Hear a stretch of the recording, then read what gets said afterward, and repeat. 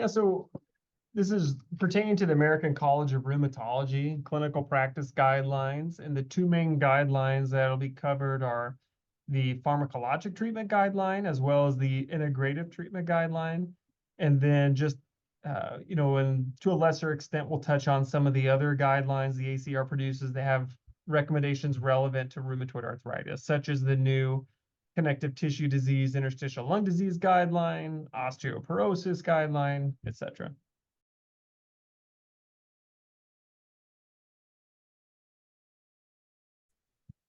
Yeah, so there's a couple ways. One way is you could be part of the guideline. And so, having been as part of the core team for the pharmacologic guideline and one of the co-PIs of the integrative guideline, is heavily involved with producing these. For people who are not involved in the guideline, though, these are disseminated through many different ways. So the ACR puts out a guideline summary now as these guidelines are being finished. That's posted on the American College of Rheumatology website.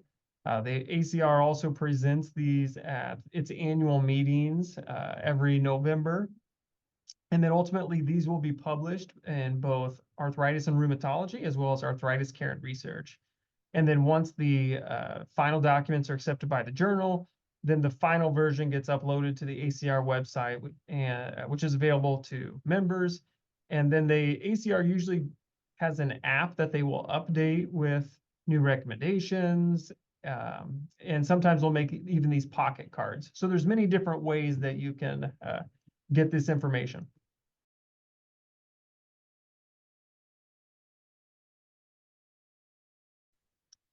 Yeah, so I think evidence-based medicine is really important in general, right? It's this idea that we're using the best available evidence. We're combining it with our experiences as well as with patients' values and preferences. And so it's really taking the critical elements of considering how to make a decision in medicine and taking the best of everything and putting it together. Now, I think that's really important in rheumatoid arthritis because this is a chronic disease. And so oftentimes you're making these decisions and then you need to reevaluate that decision because the decision may be different in 6 months, whether they responded to a therapy, whether a patient's value or preference has changed. And then because this is a chronic disease, the evidence changes over time as well. So I think it's critical for us to make sure that we're using, the best available evidence, but also making sure that we're integrating that with the patient's values and preferences, as well as our own expertise as a clinician.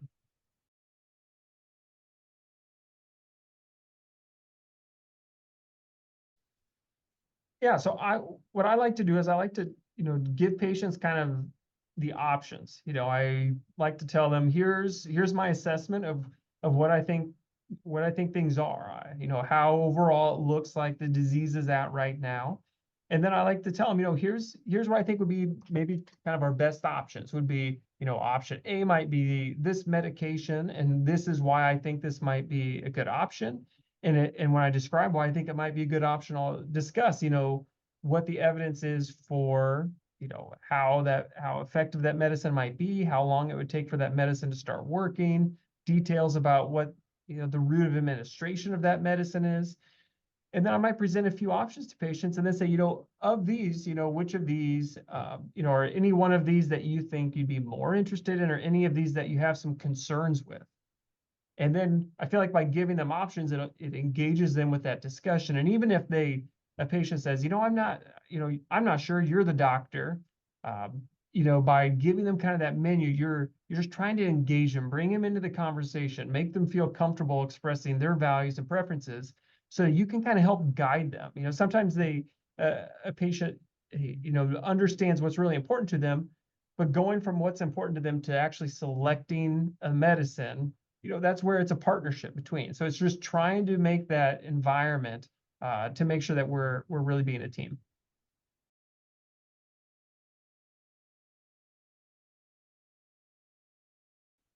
Yeah, one of the challenges is that as we think about the type of patient that goes into a clinical trial, which really provides, our highest level of evidence in a guideline, that patient oftentimes looks different than the patient that is ultimately in our clinic.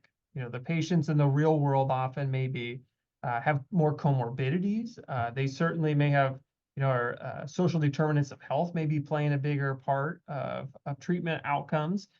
And so, we use that evidence, but again, it's really engaging the patient's values and preferences and considering some of these, real world characteristics to find that optimal balance. So you're not, blindly following a guideline. You're using the guideline to help that inform that conversation, but then you flex with that, and you adjust it based on that patient in front of you, their unique situation, circumstances, and their values and preferences.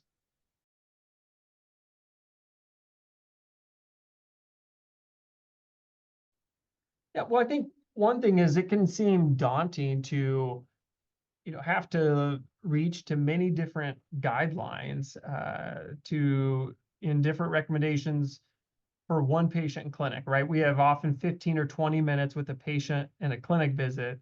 And if you tell someone, okay, now you need to touch on 6 different guidelines in 15, 20 minutes, that's really overwhelming. So one of the things to know is that you don't have to cover everything at every visit, right? You can prioritize. So if someone, comes in with a new diagnosis of rheumatoid arthritis, obviously the importance of that visit is going to be, making the diagnosis, educating the patient about the diagnosis, getting them started on disease-modifying therapies. But then you may kind of just give them a little bit of a lay of the land of the other things out there to help with RA management. But that may not be the focus.